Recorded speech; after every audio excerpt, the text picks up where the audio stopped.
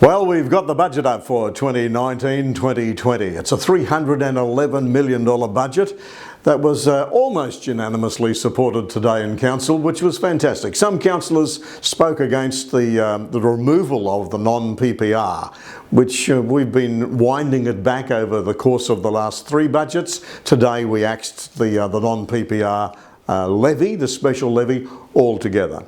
There was also a little bit of consternation about the rate banding, and we discussed some of that at this budget meeting today. But it's through. $311 million. We're going to spend about $275 million on the normal provision of services for council, and that's $70 million for roads and the drains and footpaths, etc., and $30 million for sewage and all the rest of that. That's the business of council.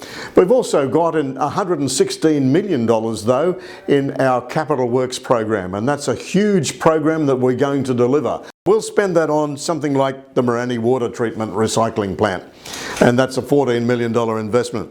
We're spending $7.5 million in this budget on Queen's Park redevelopment. The Resource Centre of Excellence development has a $7.2 million allocation in this budget, and the road and reseal and rehabilitation projects that we're going to do over the next 12 months, $8.5 million. And we're going to develop a new animal management centre. We provided $2.5 million in this budget for that. Over the last 12 months, we delivered about 500 separate projects in our capital works program.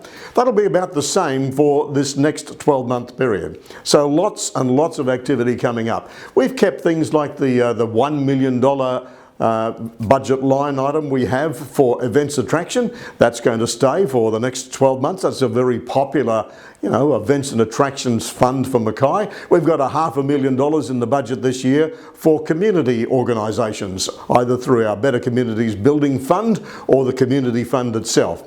So all in all, it's an excellent budget. We still have $135 million of cash in the bank, and we're reducing our debt by about $14 million.